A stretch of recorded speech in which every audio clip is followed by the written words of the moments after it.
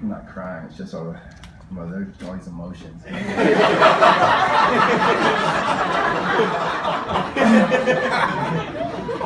All right, so this is the last one. You're all free after this. I guess, but maybe it's fitting to get one more big round of applause for these incredible writers we've had over the last 2 days. So maybe some more time.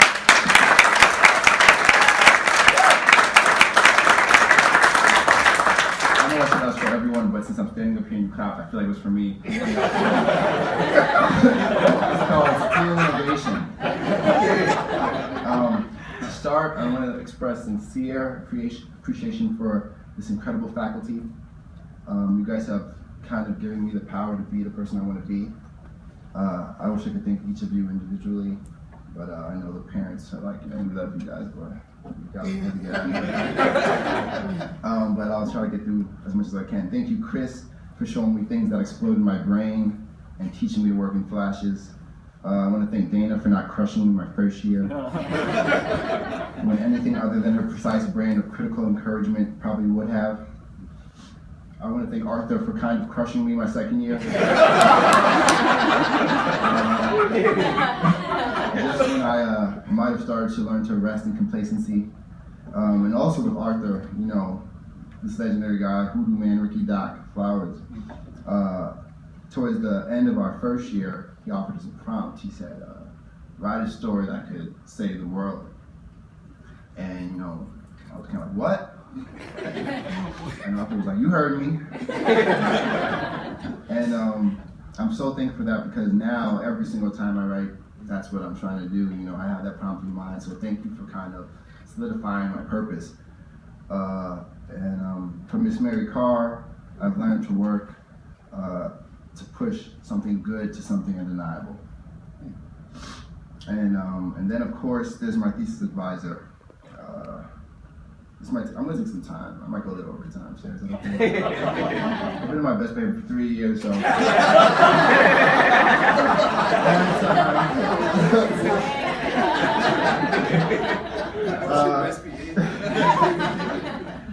3 years ago, I was a senior at the State University of Albany, and George was giving a talk. To start it off, he spoke about the MFA program he taught at, and in his gracious way, he told us that teaching there was a dream because of how great the students were. And I applied like a month before because he happened to be my favorite author.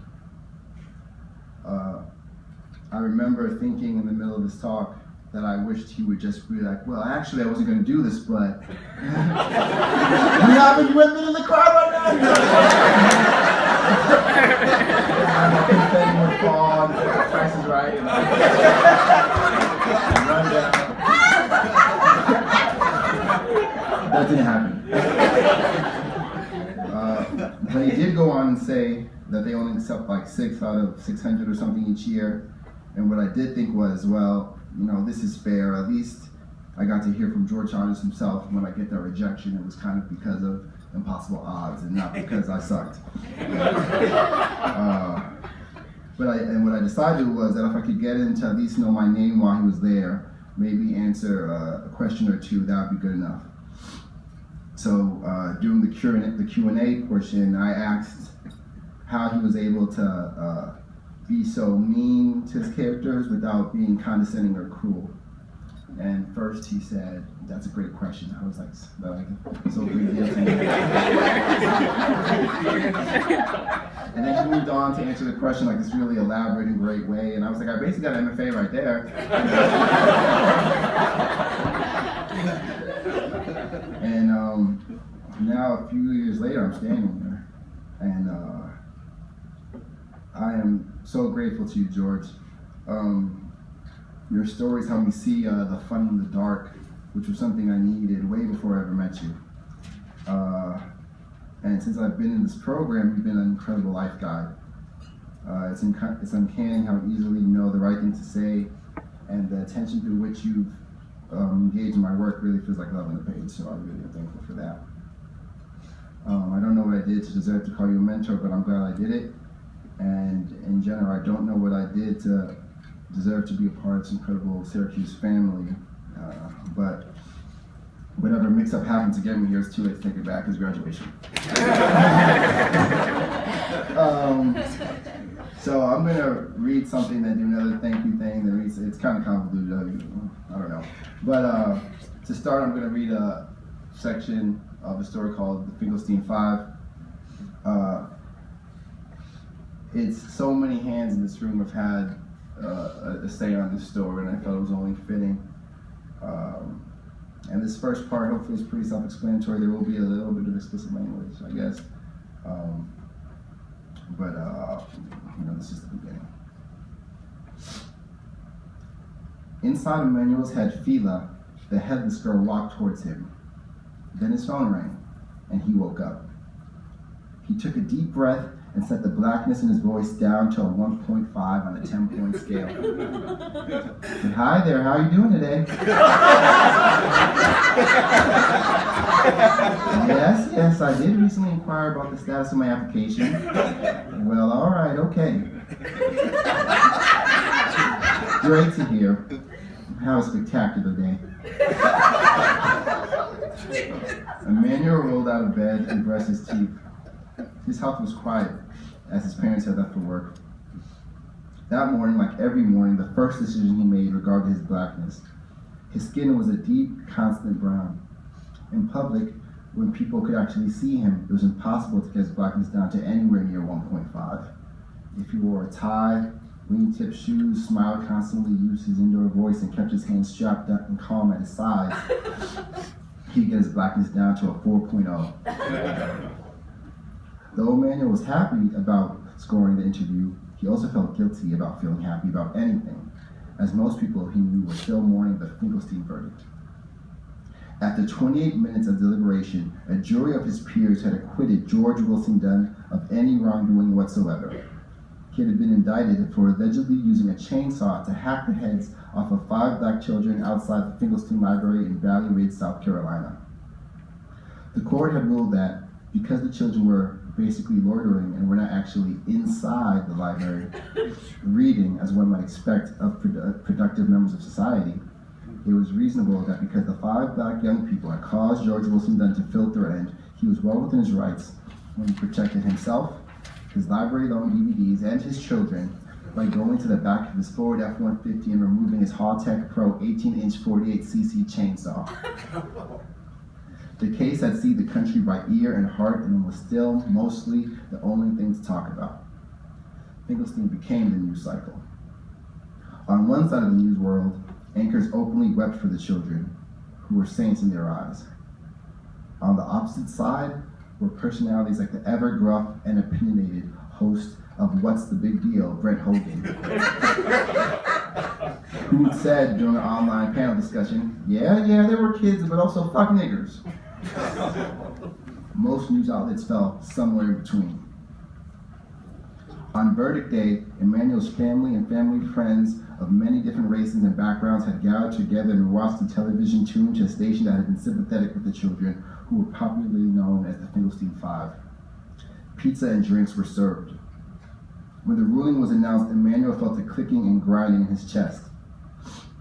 It burned. His mother, known to be one of the most lively and happy women in the neighborhood, threw a plastic cup filled with Coke across the room. When the plastic cup fell and the soda splattered, the people stared at Emmanuel's mother. Seeing Miss John that way meant it was real. They lost. Emmanuel's father walked away from the group, wiping his eyes. Emmanuel felt the grinding in his chest settle to a cold nothingness. On the ride home, his father cursed. His mother punched honks out of the steering wheel. Emmanuel breathed and watched his hands appear, then disappear, then appear, then disappear as they rode past streetlights. He let the nothing he was feeling wash over him in one cold wave after the other. All right, so for my second round of thank yous, I just want to say that before I came to Syracuse, I really had the best team anyone could ask for. I'm from Spring Valley, Rockland County. And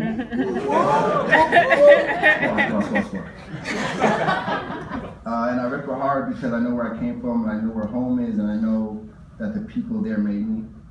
I rep SUNY Albany so hard because I think it's us who has to. There's so much to say, from Sneakies to the Candace incident to the death match. Y'all have always been there, and I love you guys because even when I'm in my room 20 hours a day trying to write, getting vitamin D deficient, being anxious, I know I have people cheering for me, and it means everything. I hope y'all know I'm always cheering for y'all too. My girlfriend Amber's here too, and she's cool, whatever. Just kidding.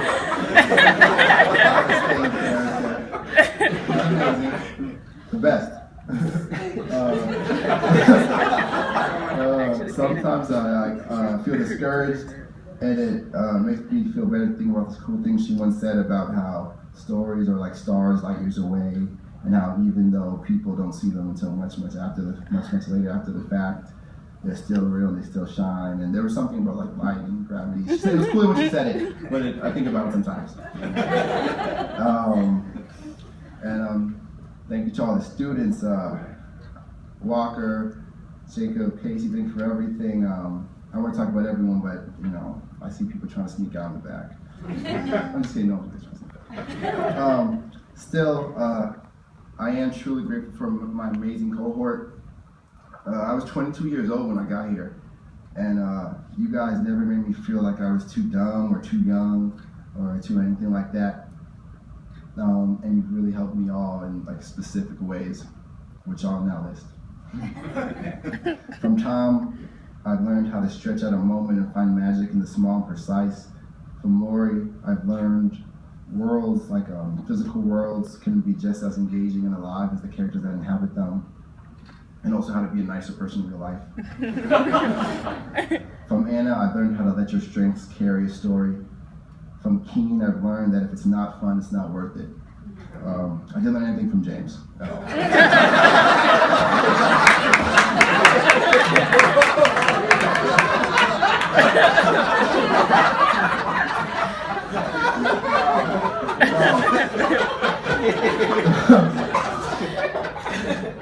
I've lived with Mr. James Richard Raleigh for 2 years now, and we couldn't have more different backgrounds coming into this.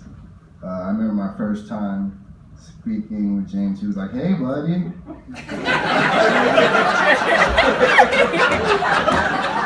And you know, I guess I had like a lot of ignorant assumptions about Mississippians because in my head I was like, "Just what the hell does that mean?"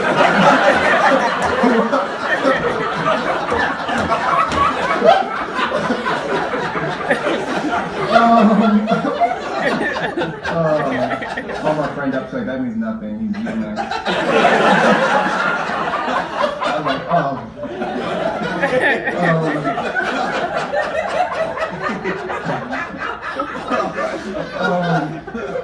but since then, I've learned so much about the world from him, and I definitely can't do it just in this small amount of time. I can say that this one time in general, we have this joke that I'm a psychic because sometimes I can like predict and suggest things are going to happen. And I remember telling James about this writing contest for veterans, and just knowing like you were going to be in the Iowa Review. And it was like the same moment I saw the listing, I knew for a fact like I lived with the win of the contest. And I just want to admit that that wasn't my psychic powers. It was you know, I can read. And,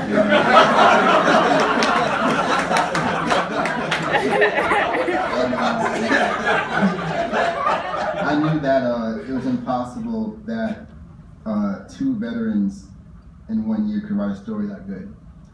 And I was right. So starting off, I would go home and brag about how I had a friend from Brooklyn, Mississippi, who's like lived the craziest life.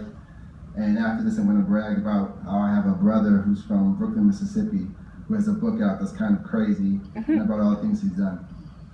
All right.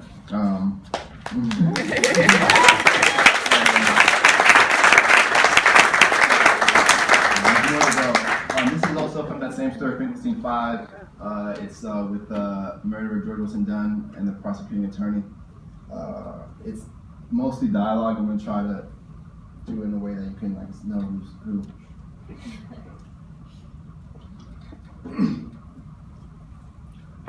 Mr. Dunn, please recount the night of July 13th. George Dunn sits on the stand looking sweaty and apologetic. Apologetic in a I sure am sorry me acting well within my rights caused all this gosh darn hoopla kind of way. Well, I was with my 2 kids, Tiffany and Rodman, and I saw a gang laughing and doing God knows what outside the library. Did you at any point feel threatened, Mr. Dunn? Well, I didn't at first. Then I realized all 5 of them were wearing black, like they were about to commit a robbery.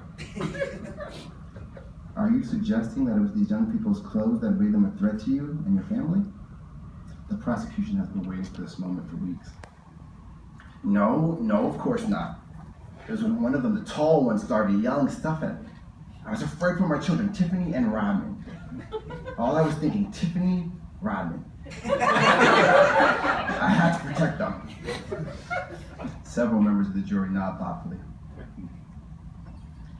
And what did Mr. Hewar yell at you? I think he wanted my money or a car. He said, give me something. So at what point did you feel your life was threatened?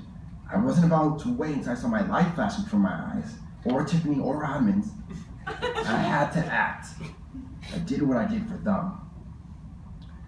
And what did you do? I went and got my saw. Dunn's eyes glowed. And you know what? I loved protecting my kids. So you grabbed your chainsaw. What happens next? The tall one, he was so tall, he must have been a basketball player or something. He says, I'm not scared of no hedge cutter, he comes charging at me. So an unarmed J.D. Heroy came charging at you while you were holding a chainsaw, totally unprovoked? Totally. What happened next? Well, vroom. Excuse me? Vroom. I had my young children, Tiffany and Robin, behind me, so I could protect them. What exactly does that mean? Then I revved my saw and got to cutting. You got to cutting? Please, Mr. Dunn, please be specific.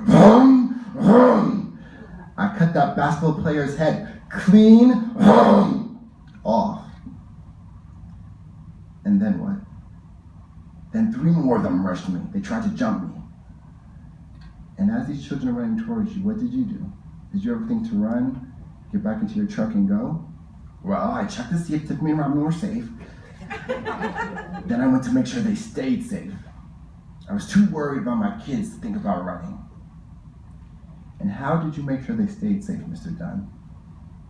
I got to cutting. You mutilated 5 children. I protected my children. And what about Peela St. John? The prosecution asks finally. Which one was that? The prosecuting attorney smiles. Her eyes are bright and unflinching. The 7-year-old girl, the cousin of Aquia and Marcus Harris. What about the 7-year-old girl you decapitated with a chainsaw? She looked a lot older than 7 to me. Of course. And how old did you think she was as you pulled the blade through her neck? Maybe 13 or maybe even 14.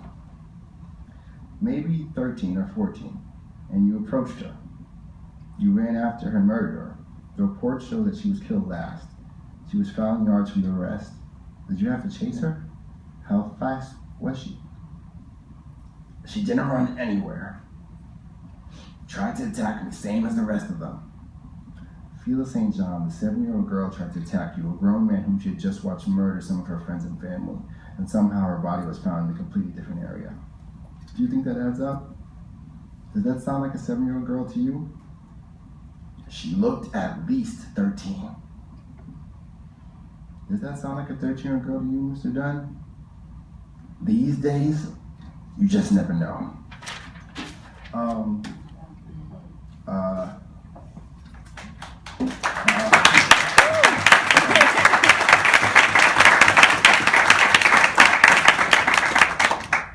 Last and definitely not least, my dad is here kind of representing my whole clan. And I really gotta say how much I love my family and how they are and always have been my motivation. Both my parents are immigrants from Ghana, and there's a lot of stereotypes about how immigrant parents are tough and demanding, and I think my parents proved a lot of those stereotypes to be kind of understated.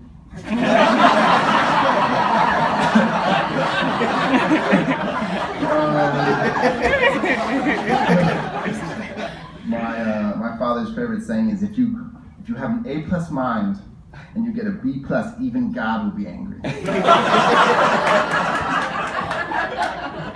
And I always kind of thought, like, maybe let's not just say God's mad. Maybe God gives them E's for effort. I remember I would get like an 85 on some tests in school, and the teacher would write good job underneath. And I would go home, and the reaction from my parents definitely did not feel like a good job. One time I got 75, I don't know what happened. I'm sorry. And I stayed after class and pulled up a chair next to Miss Sharon's desk, and I showed her the 75, like, what are we gonna do about this? And she was like, you're gonna get it signed? And I was like, no, Miss Sharon, I'm not.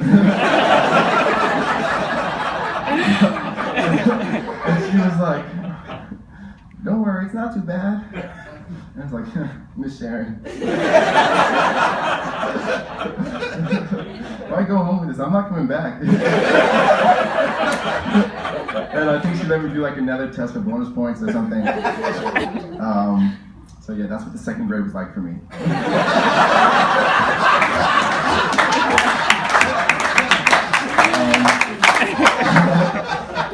And they're not here, but my sisters were the same. My older sister Dawn was the president, captain of everything, and she's the one who made reading cool in my house.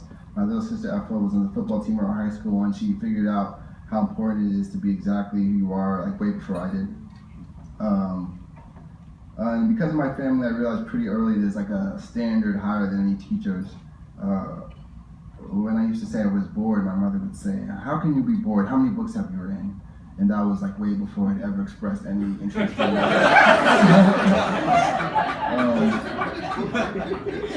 in general, I know it wasn't always easy, but I want to thank you, Dad, for giving me all the things that I could ever really want or need. And I guess just before I read this one last really short story, you know, I think doing this writing thing, it gets, very often it feels impossible, and we kind of feel like, you know, we can't do this, it sucks. We kind of lamented that a lot. But I think also somewhere we should keep in the back of our minds, not only can we do it, that we probably maybe definitely will, and maybe if we don't, even God will be very, very slightly disappointed.